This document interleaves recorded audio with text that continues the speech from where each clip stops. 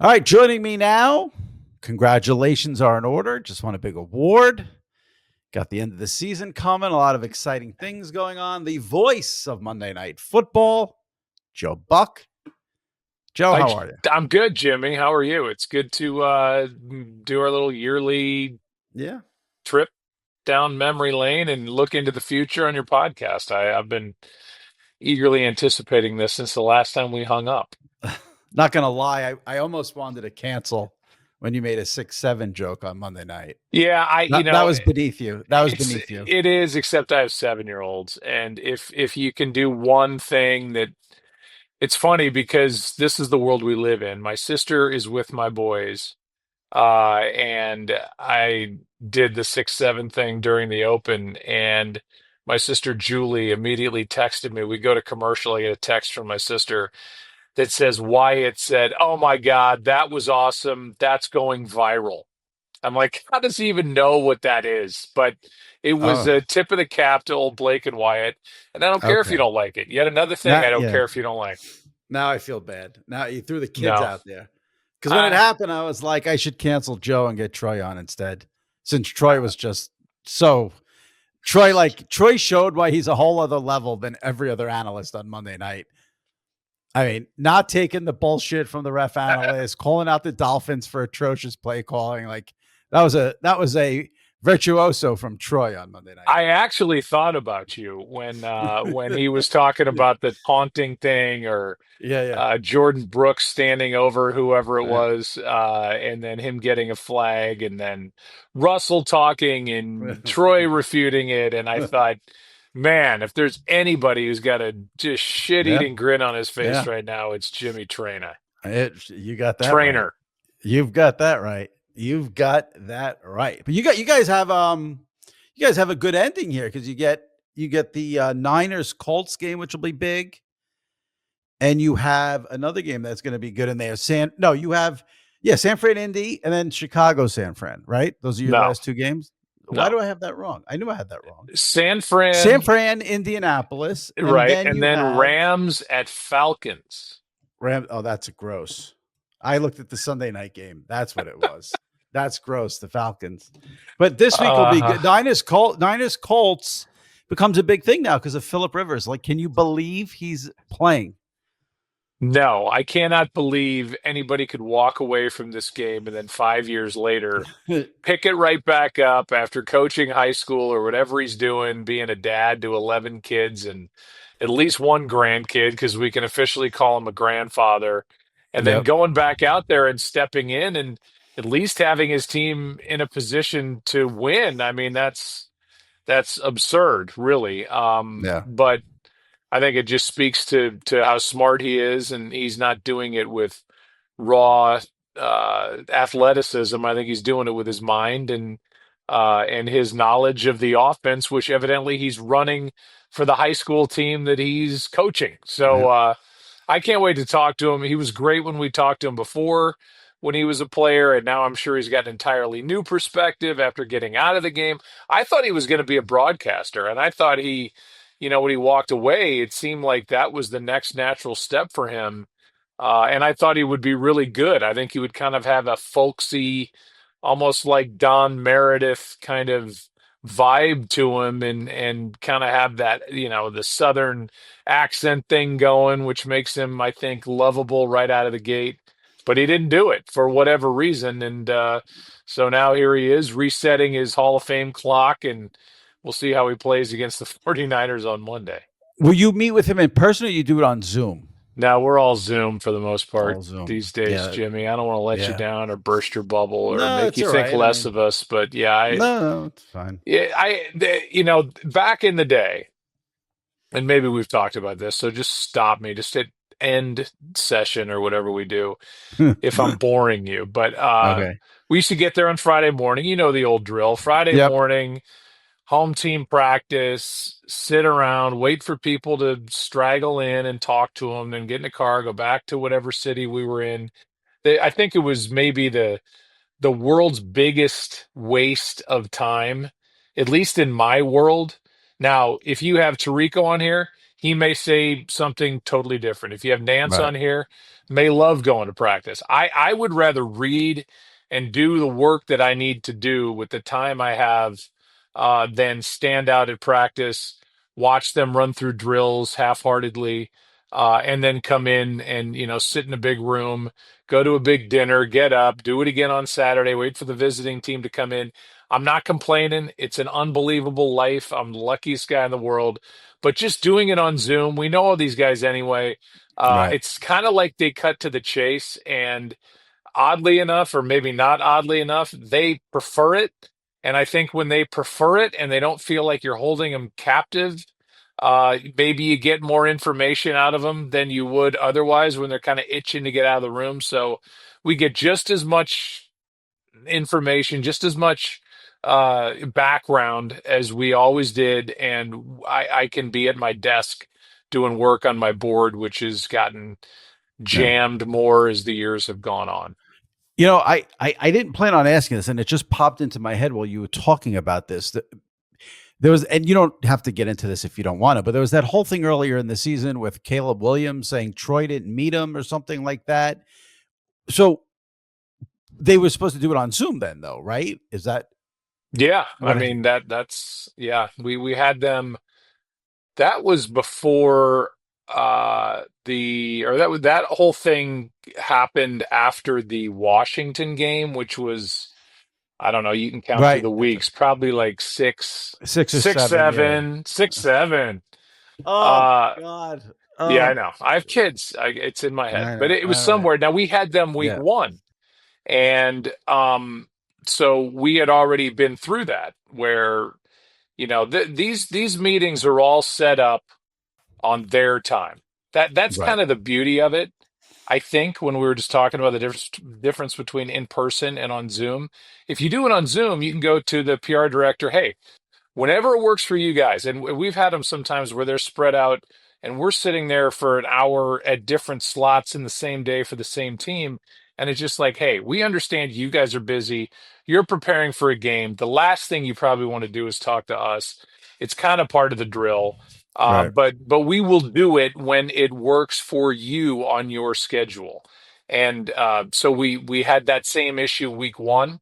Uh, with Caleb, and then we had it again. And then, I guess he brought it up saying, well, I didn't talk to Troy before the game, but we sat on a Zoom waiting forever and he just never came. So, I don't know what else we can do. Right. He made the implication that like Troy didn't show up for a That's the meeting. part that bothered me the most. It's like, Right. whoa, whoa, whoa.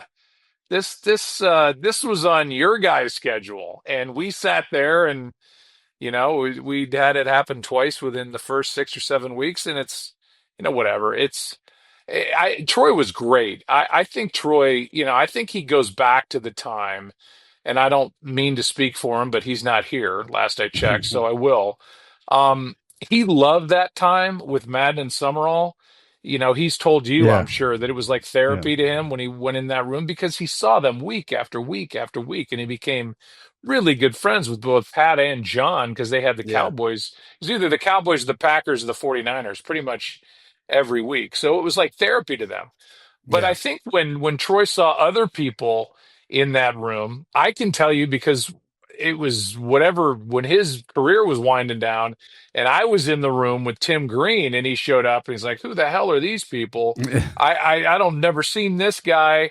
And that's Tim Green. And where's Pat and John? And if they're not here, something's really happened to the Dallas Cowboys if these two schlubs are doing the game. And so I think he realizes, and we all do, hey, Yeah. you have bigger things to do than talk to us. And if it doesn't fit, it doesn't fit. Just tell us, and we'll go on about our day. And that was kind of, I thought the intimation that we weren't there or he wasn't there was not an accurate description of how that all went down. Yeah. I had a feeling that was the case because I remember you came on here and after when I had Troy and we went through how, Troy thinks if you're 10 minutes early, you're late.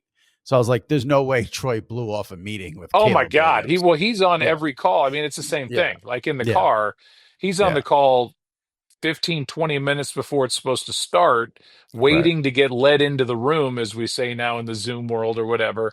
And then, by the time they're 10 minutes late, well, he's been on the call for 25 minutes. So, Yeah. trust me, we were sitting there. It just, for whatever reason, doesn't matter. It just didn't Right. happen. Right. Do you have to at all be conscious of like, let's not overdo it with Phillip Rivers this week? Or Yeah. is it, listen, he's 44 years old. He hasn't played in 5 years. This is the story. We could pound it as much as we want. And, you know, No, because it's not the story. And I don't right. think it should be the story. I don't think Philip would want it to be the story. And there's an entire, NFL fan base that roots for the 49ers that is not going to want that to be the story. The story is whatever Right. the game presents. And I think most of the time, we all fall in love with these storylines going in, and very rarely does the game follow what the storyline, was supposed to be. So for me, we talk about it at the beginning. You can't ignore it. I mean, it is Right. an interesting storyline, and then you just talk about how he's playing. I don't think you go into the, what's he been doing over the last 5 years, the health insurance stuff, all the other things that are out there now because he's Yeah. come back. I think you just Yeah. cover the game and go home. And plus, I mean, the Colts playoff hopes are on the line too. So I'm sure the Colts fan cares more about that than even hearing about the, Yeah, life I and mean history they're of. they're on the edge of it, Yeah. and trying to fight their way back in after 7-1 start. So I think you have to do the game, and this is an interesting storyline that like all great storylines, evaporate after the first 10 minutes of the game. If you're like me, you have the same holiday pattern. Tell yourself you'll pick out a thoughtful gift, panic at the last minute, and then buy a gift card. This year, I skipped the panic and gave an Aura Frame. Aura Frames are smart, Wi Fi connected digital picture frames that let you easily share and display photos and videos from your phone to a high quality screen featuring automatic brightness adjustment, unlimited storage, and private sharing with family via a user friendly app, making them ideal for gifting and staying connected with loved ones. I always struggle to get Christmas gifts for my parents, especially my mom specifically. She's tough to buy for, but I know if she can get pictures of her grandkids, she's happy. So that's where Aura Frame comes in. Don't have to do anything but set up the Aura Frame with the Wi Fi connected digital picture frame, get the photos in there, give it to her, all photos of the grandkids. She's happy. It's a very, very easy and effective way to go when you need a holiday gift. For a limited time, save on the perfect gift by visiting auraframes.com to get $35 off Aura Frames' best-selling Carver Mat frames, named #1 by Wirecutter, by using promo code SI Media at checkout. That's auraframes.com, promo code SI Media. The deal is exclusive to listeners and frames sell out fast, so order yours now to get it in time for the holidays. Support the show by mentioning the SI Media podcast at checkout. All right, so I screwed up writing my notes. The Bears San Fran is the Sunday night game the week after. So you have Niners at Colts, then you have Rams Falcons. Now, here's what I'm curious about. Week 18, you don't know the game you're calling yet. They leave everything sort of TBD. Do Right. you like that, or does that annoy you from a prep standpoint, or like you've been doing this No. so long it doesn't No, matter? They this can is tell you the the day. I think it's great. It's the one time when we switched from Fox to ESPN, ABC, and Monday Night Football, we are handed a schedule in May or whenever it comes out, and that's pretty much the schedule, unless the game, as we know, is just completely horrendous, and both teams are out of it. Then those are the games we're doing. And so when we were at Fox, I think earlier in the year Fox had a Cincinnati Buffalo game that was going to be one of their biggest games of the year. And I may have one of those teams wrong, but Cincinnati had the year that they had, and they were able to switch into Bears Packers. And you have an inventory to select from, and there's probably in that inventory going to be a game that when the schedule came out in May, you didn't know was going to be that big of a matchup. Obviously, Packers Bears is always a big game, but everybody expected the other one to be, and they can flip into the other one and move some things around, and it's not as convoluted a process as we have to go through on a Monday night. So having us in line for a game that means something, which is what we should get week 18. And usually because our games are on Saturday that day, it's Right. kind of a standalone win and in, but doesn't really affect other games. Yeah.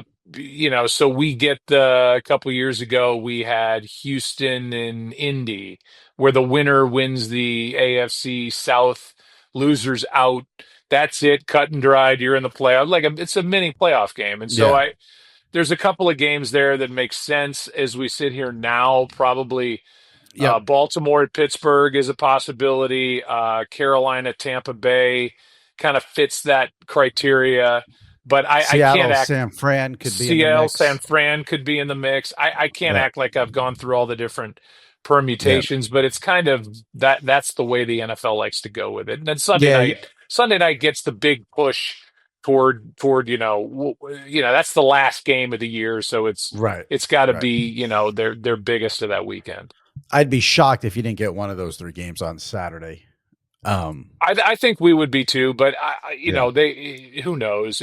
Things change and certainly will between now and then. I'm sure Yeah. something will happen that we don't know is coming right now. I have so much I want to get to with you with the Ford Frick and Indiana football. Let me just stay on NFL here for a little bit. Do you think there will be a collective? We kind of wish the Chiefs were in the playoffs this year, or do you think good riddance for the overall NFL landscape? What do you think? We'll miss the Chiefs, or we could use a break from the Chiefs? I mean, I think those are two. I think you can say, oh, they win every year, and it becomes fatigue just because it's almost baked into the season. Like, of course they're going to be in. So, what are the other 13 teams that are going to be in the playoffs? But I, for one, and this is just me, going to Arrowhead is my favorite place to go. Doing a Patrick Mahomes game, Kelsey, everything that goes on with the Chiefs, the atmosphere in that stadium, I'll miss it. I'll tell you that. Yeah. And I think the audiences, with the numbers that they get, with people tuning in to watch the Chiefs play, whether they want to watch them win or lose, it tells you that they are as strong a brand as any in the National Football League. So I think, some people could say, "Oh, we see them every year," blah blah blah. But I think it'll be a little bit of a hit that they're not in there ratings wise.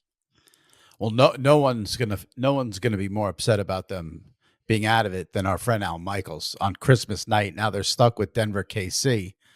The game means nothing, and Mahomes isn't even playing. That's a rough one there for Al and Amazon. But He'll be all right. He'll be. I mean, come right. on, come on. We're worried. You know what's Al? you know what? Nobody. Go ahead. Go ahead. No, you go. Al is one of the most awesome people that I've gotten Yeah. to know better over the last few years. And nobody makes me laugh like that guy. Like, I will get a random text that is so funny about whatever game I'm doing or whatever hotel they put us in, or like, he cares about all that stuff. And Right. it just makes me laugh, and the games and the little comments, and he is so funny to me, and so it's been, I would say, the last 4 or 5 years I've got to know him a lot better, and I'm so glad, because I used to think of him more as my dad's generation, or he was doing Monday Night Football on TV. My dad was doing Monday Night Football on the radio. I Right. saw this big TV star over there. He kind of felt like in that group, and now I get to call him a friend and somebody who always wants to FaceTime and whatever. And I Yeah. just love the guy. But yeah, I Yeah. mean, I'm sure he'll slip in some Yeah. complaint. Yeah, for sure. He will not let it go. And too, the focus is so much on the Chiefs. There's also a danger of the Lions not being in the playoffs. That could be a hit too, because Yeah. they are the number one. In terms of fun, that's the number one team in the league to watch. I mean, from the head coach, the quarterback is I mean, beloved. He's as genuine a guy as there is in the league. I think Gibbs, you could make the case, is the best running back in the National Football League, all things considered. Yeah, and it's just a great atmosphere there. So yeah, that would stink. And we have the Super Bowl next year. Right. Um, so you see these teams now, and Detroit's in that category of, my God, if they could ever get there, man, it would be so fun to do them in a Super Bowl. So yeah, people, as we've talked about 1,000 times, always root or think I'm rooting for or against or all that other stuff. And it's like, I just want really fun, compelling matchups. Yeah. Whoever wins or loses, I don't care. But the hype around any Detroit game is great. The hype around every Chiefs game is great. And there are a few of those brands, even Buffalo. We're going to Buffalo. go the Yep. entire year without doing a Buffalo game, which Oh wow, is I didn't realize that. crazy to me. Yeah. But maybe in the playoffs, maybe we get Yeah. them in the playoffs. But yeah, I agree with you about Detroit because they're just fun. They're fun to watch. Yeah. Where is the Super Bowl next year when you guys have it? L.A. Oh, okay. So that'll be easy for you then. Yes. Yes. LA. Are you like, is that something that's on your mind that you guys have the Super Bowl next year? Or is it something that's more on the mind of ESPN than Joe Buck right now? Like, when will you get into the fact that you guys have the Super Bowl next year? I think part of me has been on that track since the second we signed with ESPN and ABC. I think Mm. that was kind of the drive behind that on both sides. Like, because we left in a Super Bowl year at Fox. And it was like, yeah, but there's still one coming now at ABC. It felt like it was, light years from then. And now here we are, almost a calendar year away. And it's been a long, slow build at ESPN. A guy named Andy Tennant is kind of doing all of the prep and getting the entire presentation together for the network. I just sat through, which sounds like a negative. It wasn't. I was like mouth open, just in awe of all the things he and we and they have prepared already, kind of taking Wow. over Santa Monica, taking over the pier, the beach right there. And I think it's going to be a spectacle. And I think the power of Disney is going to make it really special. And Andy's a really smart guy, but they have a countdown clock in the offices there, and it's been going for a while now, and it's going to be real. And I got to talk after that presentation, and I said, I've been lucky enough to do a handful of these, and what you realize when you do it the first couple of times is you get all that hype and the 2 weeks and all the build up and the network of the executives and the salespeople and all the stuff. And then at some point, I'm going to have to identify who the kicker is, who the two people are waiting for the kickoff, who makes the tackle, and it's like, okay, there's a game, and so I'd like to think that they know they're in good hands with Troy and me doing this game and our entire group, which I think is getting better and better and better week by week, and um, but at some point there's a game, and when you're doing it the first couple of times, like, whoa, hey, here we go, yeah.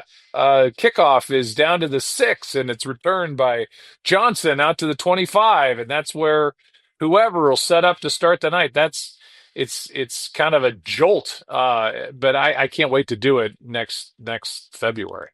And you'll have the rare pleasure of calling a Super Bowl on Valentine's Day. Like, what's the over under on Valentine's Day jokes you can make during the Super Bowl? That would be like you can't go more than what, like 3.5 maybe. What Is that the number you're putting on it? I would say remember if you go over 3.5, I'll have to write something negative the next day and say Joe pushed the Valentine's thing too hard. I would say maybe one. I this is like when I was on Stern the week before the Super Bowl. I think it was the Houston one, and he's going through all the prop bets, and I'm like, I'll just tell you right now, if you want to make some money, let's go.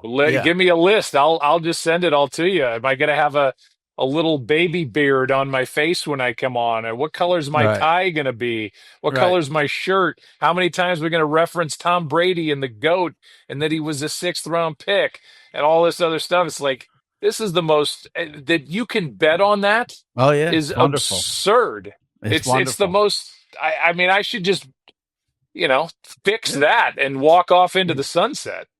Well, I'm glad I have your number. I can Yeah. get the information.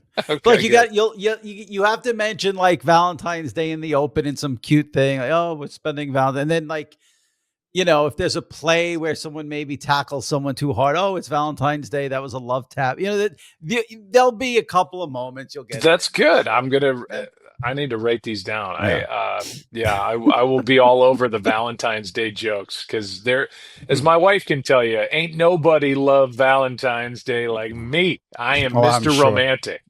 Well, we'll see how much. Well, I do think we'll get some good stories about couples breaking up over the Valentine's Day Super Bowl combo. That could, Oh yeah. yeah, Yeah. Like you better get in here. What are you doing? Why do you not? Yeah. I'm not yeah. even gonna get myself in trouble with that. Yeah, that'll be. I know ESPN. They've had that date marked for a while, so that'll be fun to see. Get you and Troy back there calling a Super Bowl next year. I know Yeah. I'm looking forward to that. Now, what's going on here? Is there any chance at all somewhere down the road we're gonna have double duty Joe Buck, Good Morning America, and Monday Night Football? Would we go into morning television here as you have graced ABC, the breakfast show with your presence here? Um, no, I've enjoyed it. I continue to enjoy it. It sounds corny and I don't even want to say it, but it's true. They make it so easy for me to slide in there and act like I know what I'm doing or act like I'm part of the show. And I've done it with George a couple of times, Rebecca Jarvis a couple of times, Robin Roberts. I did it with Stray for I think twice, Michael Strahan, and I love it. They're great. I enjoy kind of doing that and exercising different muscles in the business. I got to, my wife, Michelle Beisner-Buck, who was in GMA3 the last time I did it, which was a couple of Mondays ago, and just to be on set with her and show what she and I can do together, with microphones and giving each other trouble is fun. You don't get the room when you're doing play by play to show personality. That's why Right, right. forever. It's why I wrote a book. It's why I go on Stern. It's why I do podcasts. It's why, people they feel like they have you pigeonholed. After the Randy Moss touchdown thing in Green Bay, and everybody thinks they know you and the kind of person you are, and I think being able to have a little bit of room to show, your personality is a good thing. And I think it feeds ever so slightly back into what I do when I'm standing there on Monday Night Football or before that with the World Series or whatever. So I think all that stuff's good. The more you can show, the more rounded you are. So if I could bet on will Joe Buck be part of Good Morning America at some point, even though you said no, I I don't would I bet don't I don't yes. even understand why I that no. I'd bet yes based on your answer. Do you? No. Yeah, Then I you seem like should you have really downplayed it. enjoyed it. You seem like you really enjoyed it. It's And very freeing to do something like that when you don't want the job because right, it's like, right, right, okay, if this is bad, right, right. Who then cares? okay, well then Yeah, it's bad. yeah. I can't do it and I stink and whatever, and they'll not ask me back. I think the good thing is they continue to ask me back, but I'm not like, hey, don't forget about me when you're putting your lineup together for next year. I think I'm a good pinch hitter. I'm like the Rusty Staub of Good Morning Good America. reference. If Good they need reference. somebody, they'll bring in Le Grand Orange Yes. to come in and sit down at one of those chairs. But the crew there, it's really a well done show, which I was not, I didn't know what it would be like, and they were In great. all seriousness, if they did want you to do that job, what would you be with those hours? Would you want to do that, or would the hours prevent you from doing it, or you couldn't care? You wouldn't care about the hours. No, the hours are different. I mean, I'm not used to getting up at 4:30. I think I reset my internal body clock when I was doing baseball every night with the Cardinals when I was in Right. my 20s, early 20s, and I just flipped it. So every night you're doing a game, you get home, it's 10:30, it's 11, you're on the road, you go to the hotel bar, you get up the next day, you're playing golf, you go to do the game that night, and it's just this treadmill of these weird hours, and Yeah. eventually I think it all shifts, and it's like I can stay up all night, but you call me at 6 o'clock, at 7 o'clock in the morning, and I'm a mess. And so to get up at 4:30, even though they make it easy here in Manhattan, where you walk across the street into the studio, I'm in there at 5:30 in the morning. The crazy thing is, if you don't do Good Morning America 3, you walk out and you are done with work at 9 a.m. Right, It's right. it's it's like, what now what? So you go to have breakfast Hmm. and go to bed, or I don't know. Right. Yeah, I would have to completely reset, the way I look at the world. Not that you're not handsomely paid now, but that morning television money could be enticing. I mean, they make big bucks on those Yeah, but shows. I think I'm honest when I say, my girls live in New York, and one's married, and they're both very happy, and I couldn't be more thankful. And then I've got 7-year-old twins, and Yeah, that's trying to pack stuff in just to say, hey, I'm doing this and I'm doing that and I'm doing this. well. I'm not in that mode right now. I had someone on who told me they do. Wait oh, that's who it was. It was the WWE wrestler Seth Rollins, because he does Good Morning Football sometimes, and he does it from LA where he lives. I So can't imagine that. he said what he likes about it is he'll do it now. So that's the show starts at 8 here. So it starts at 5 o'clock in the morning local where he is. He said he likes it because he leaves and takes his kids to school. Yeah, yeah. And then what? That's And then you're yeah. just like a zombie the Oh, rest of the day. I remember when I was a kid and I was doing morning radio in St. Louis, and I was playing Legion baseball, and that was every night. We played every night or had a practice every night. And I would go home after morning radio, take a nap. The alarm would go off at 4 o'clock or 5 o'clock in the evening, and I wouldn't know if it was 5 a.m. or 5 p.m. And I don't know how people do that. I yeah. don't have that kind of ability to just go to sleep like C3PO and just unplug and just power down and then just, hey, I'm up ready for the day. It takes me a while to get this system running. I got it. I got it. Guys, I have to tell you about Cash App. Scammers know the holidays are busy for everyone, which can make us all targets for scams. That's why Cash App builds in protection to help keep your money safe while you're checking off your shopping list. If you're about to send money to someone for a deal that's too good to be true and Cash App flags it as a potential scam, they'll warn you before you send your money. Cash App also gives you an extra layer of protection with features like Security Lock. You can require a PIN, Face ID, or fingerprint to unlock your account and move money. So even if someone gets a hold of your unlocked phone at a holiday party, your money is right where you left it. Gift yourself some peace of mind this holiday season and download Cash App. For a limited time only, new Cash App customers can use our exclusive code to earn some additional cash. For real, just download Cash App. Use our exclusive referral code SECURE10 in your profile. Send $5 to a friend within 14 days, and you'll get $10 dropped right into your account. Terms apply. That's money. That's Cash App.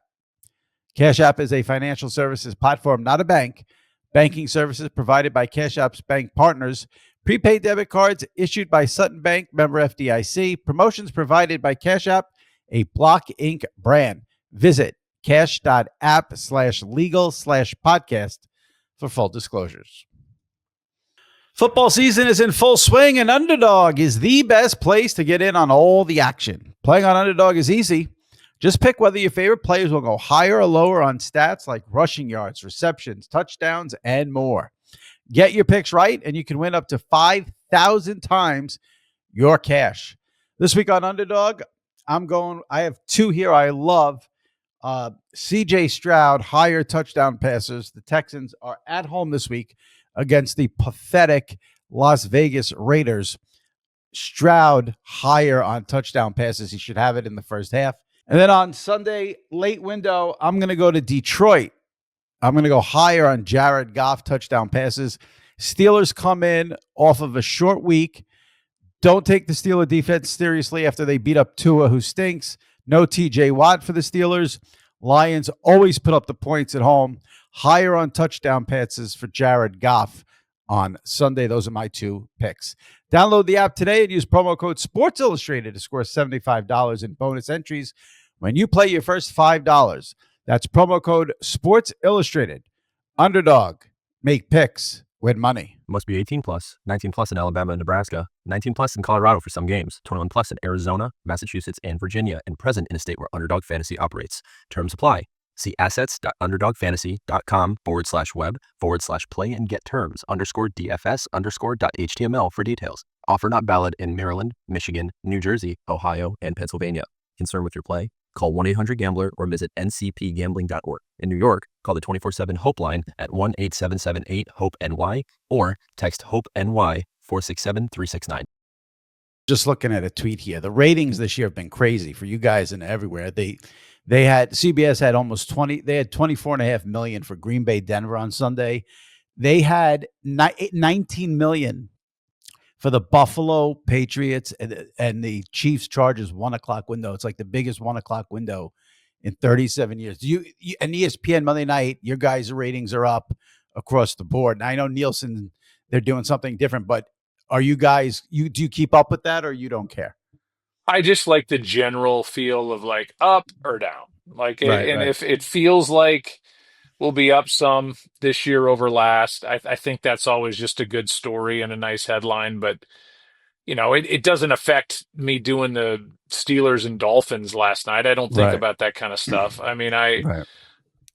you always want to do the biggest game of the week, and every once in a while we get one where it's like, okay, this is going to be big, and then you add to that, you get an overtime game, or you get a huge audience for us, over 20 million in the game we did the previous week, which was the Chargers and the Eagles, Eagles. Yeah. and it was a good game. It went into overtime, and that stuff's all good. It makes everybody happy around the company. It makes bosses happy. It lifts morale, and you feel like you make a difference. Even though, again, it comes down to the schedule, the kind of game you get.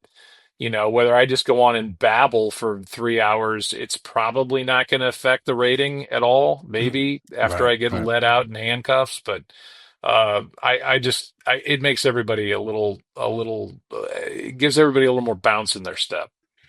Well, speaking of bounce in the step, you got a big honor recently. You will be inducted, well, not inducted, you will be honored on July 25th as the Ford C. Frick Award winner.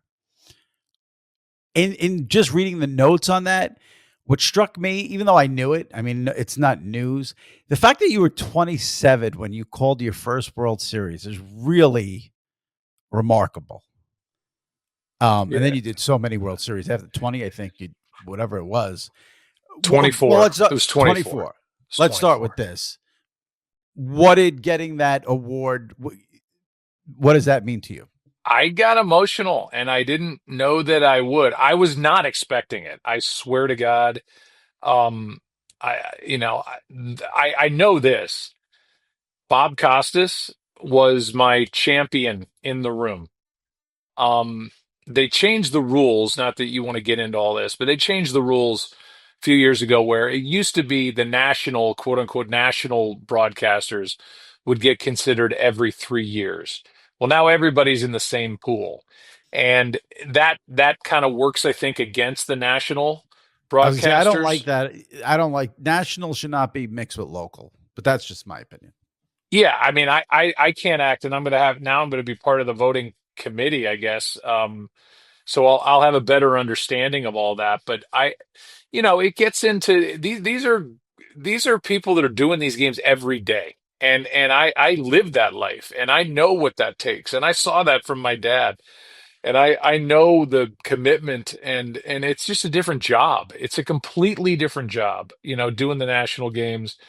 Um, and you sometimes, at least I felt like an interloper when I would show up and act like Mr. Big Shot doing the Yankees Red Sox, and you've got whether it's John Sterling or Joe Castiglione, or who, it doesn't matter. Every team has their Yeah. people, and so I didn't think it was going to come this year, to go back to your question. And so I was at a golf event down in Mexico in Cabo, and I was sitting there with two of my very good friends, And I knew the call, if I was to get in, was going to come at whatever it was, 10 o'clock that day, and it was 10:15, and I was like, yeah, I kind of knew it. It wasn't coming. And then it just popped up, and I got a call from a Cooperstown number, and I was told, and I choked up because I think of all the connections with my dad, and I said it on the broadcast last night on Monday Night Football. It's like everywhere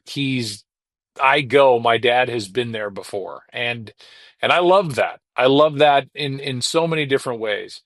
Um, but it also, it still leans into my imposter syndrome and all the other stuff that I deal with in my own mind that I see a therapist for. So I deal with all that. But this was one because when my dad went in 1987, it was the summer after my senior year in high school, and I had never seen my dad that happy. I'd never seen my dad that proud. I'd Wow. never seen my dad. He would be, they'd have these great parties, and my dad would give the preamble of the story for the song Danny Boy. And my dad would tell this great Irish story about a father whose last son is going off to war, and it's this beautiful story. And then somebody else would sing, "Oh, Danny boy, the pipes, the pipe."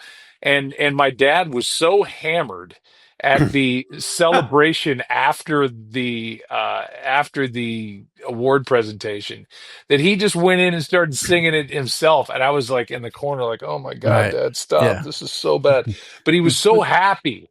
And it was like the pinnacle of his professional life. And to now have somebody call me and tell me that all these years later, and I get to go in there and join my dad on this board they have in Cooperstown, is surreal to me because it's nothing I ever thought of.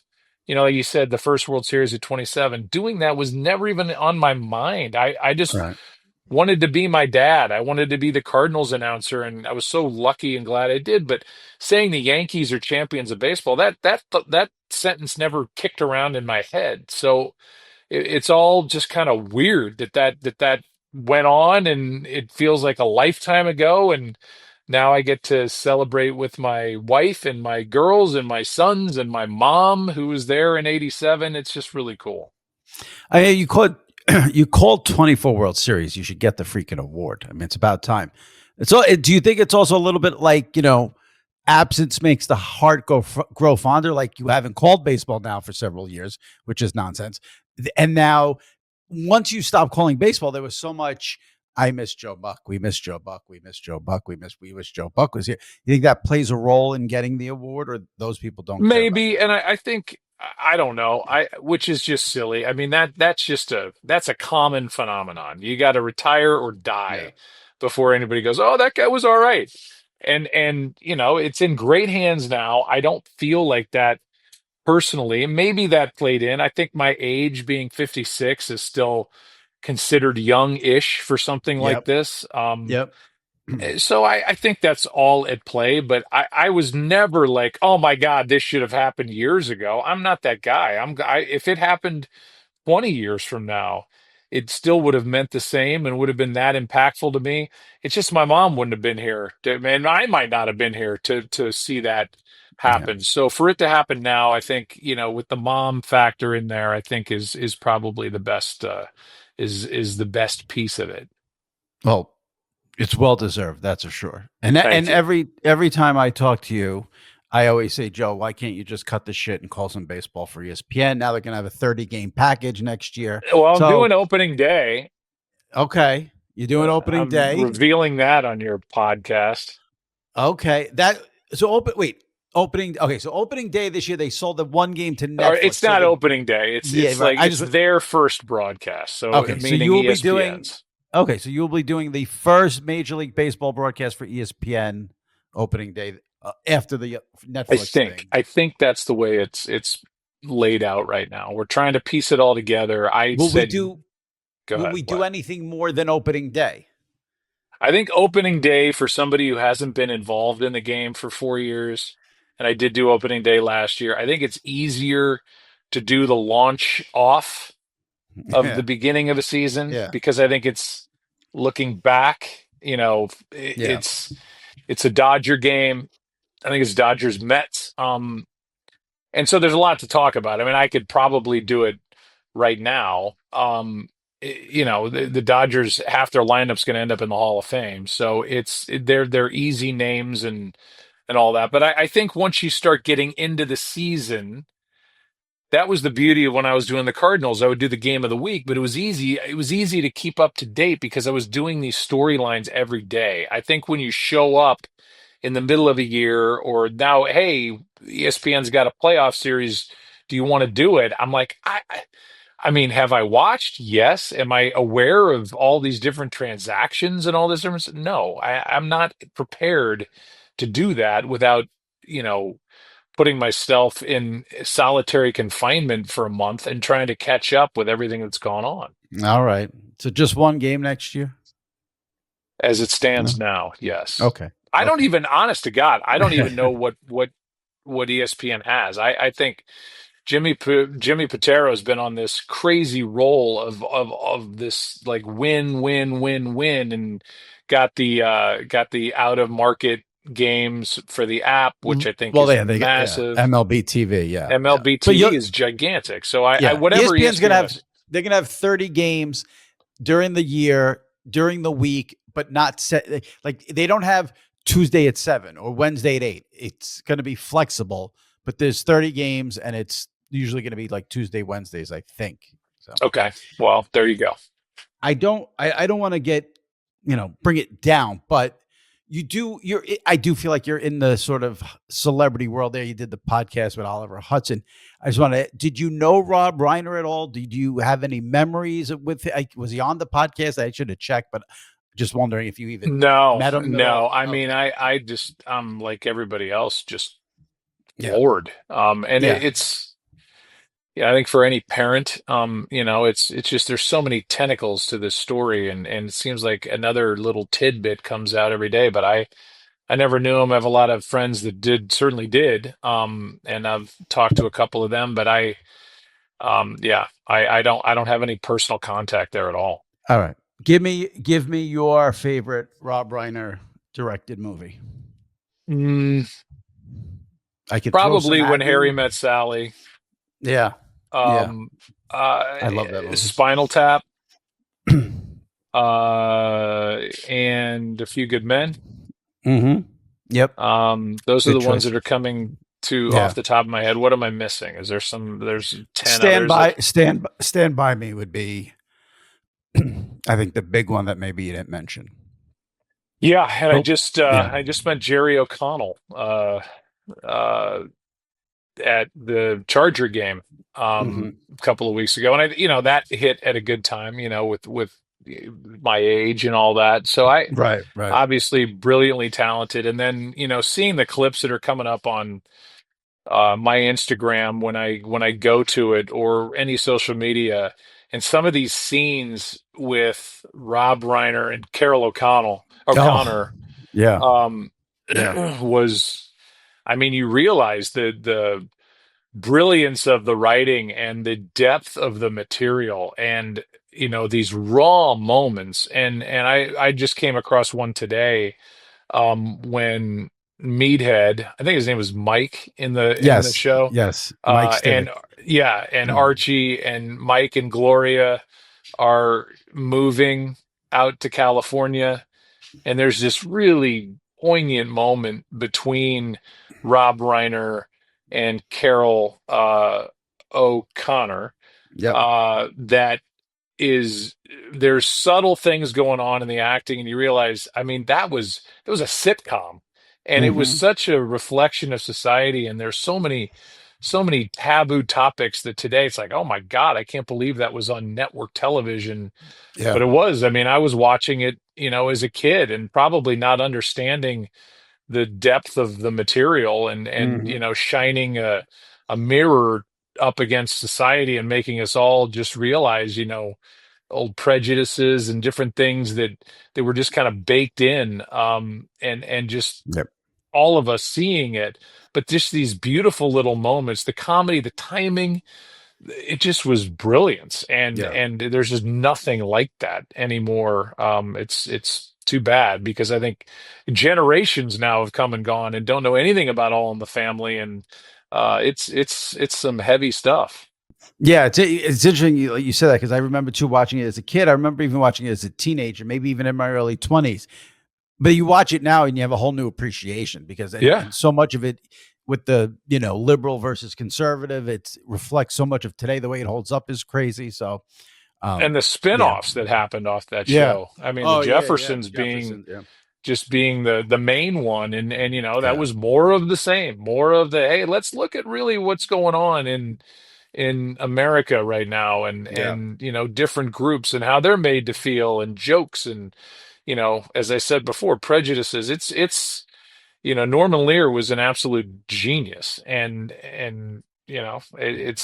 I don't see that going on TV anymore. Yep. I agree.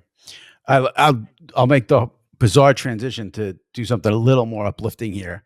Indiana football, a passion of yours. Can they win the title?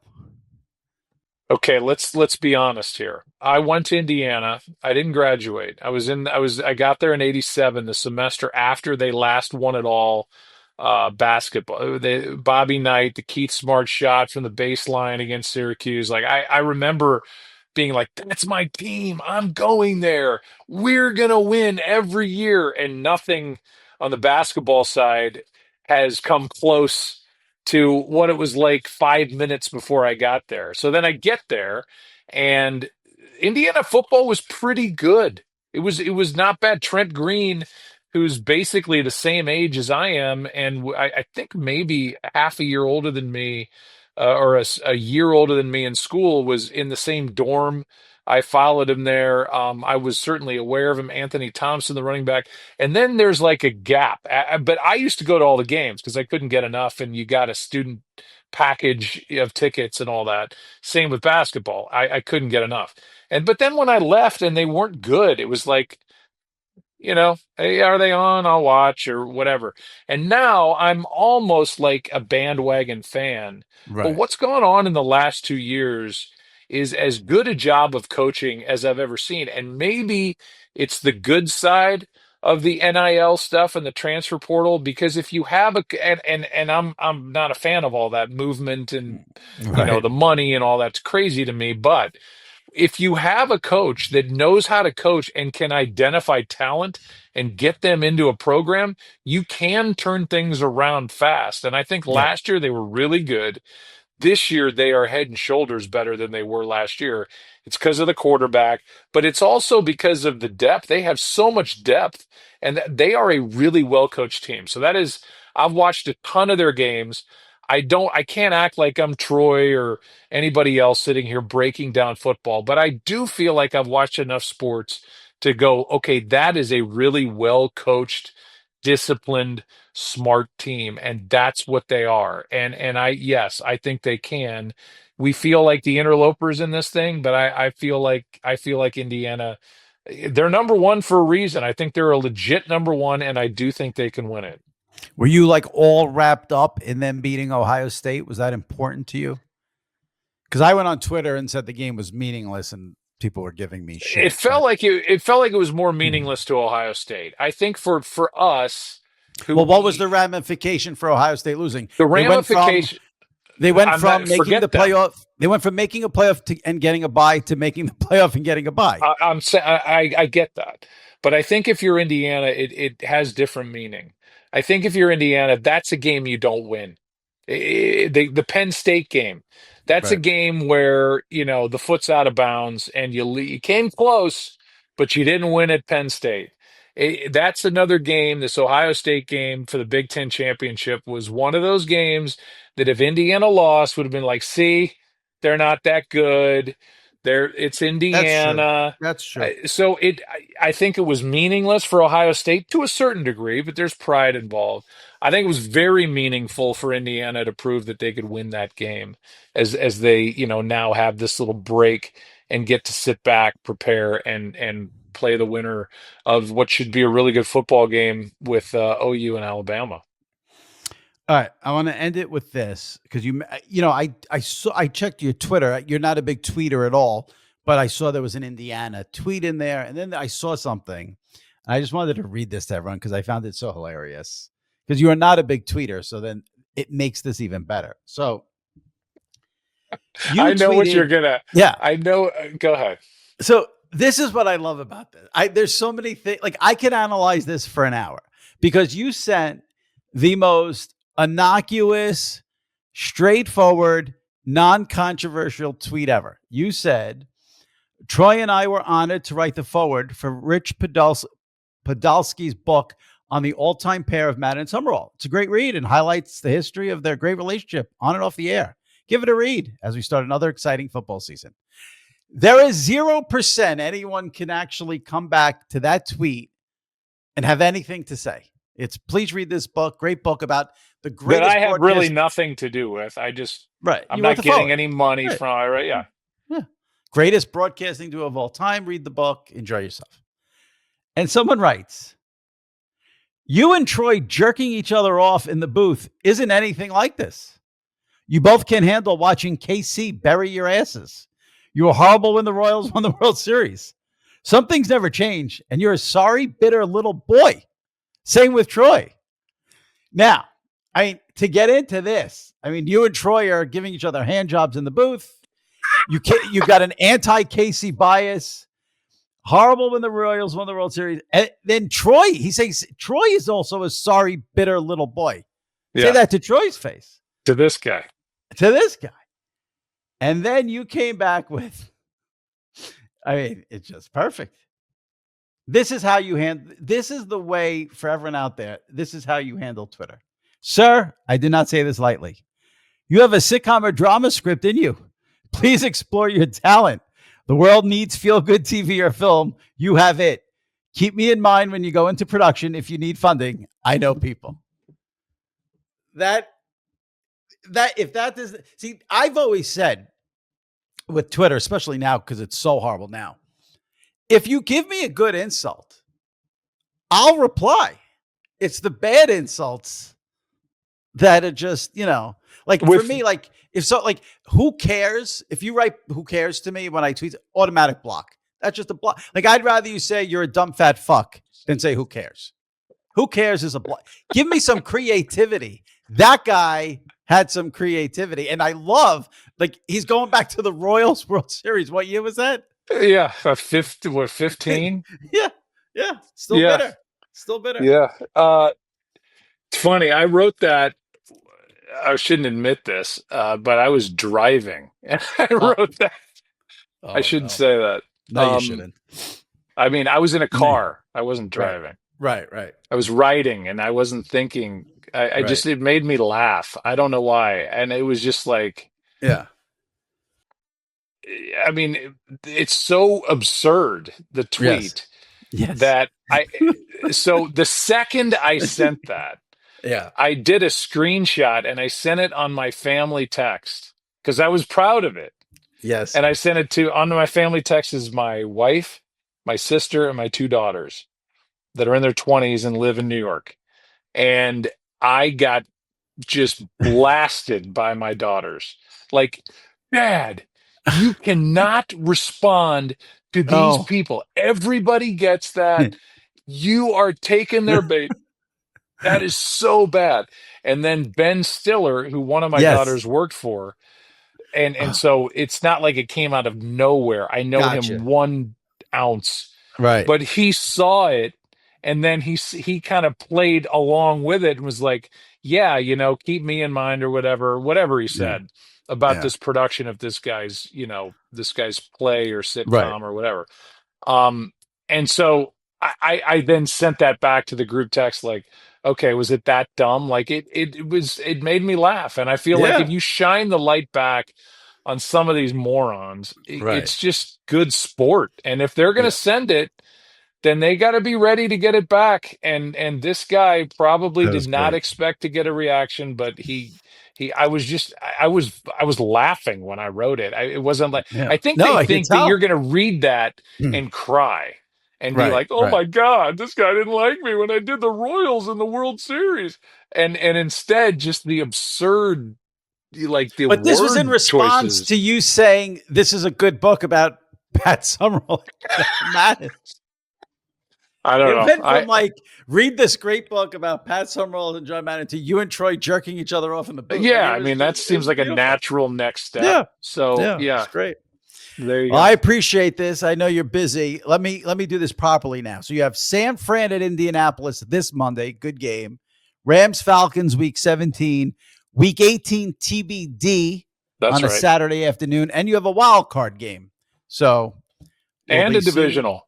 And a divisional. That's right. That's right. And that's good for us as fans because there's no better booth. So we look forward. I like when you guys have the big games. That's what I like. When So do we. you have the big games. So do we. So, week 17 is Yes. a problem, but that's all right. We got good stuff. The It's playoffs okay. will be fun. Playoffs will be good. And congratulations on Ford Frick. And Thank you, be Jimmy. well. All right, Thanks, buddy. Joe. See ya. Appreciate it. Yeah. All right. Thanks. Take care. Bye-bye.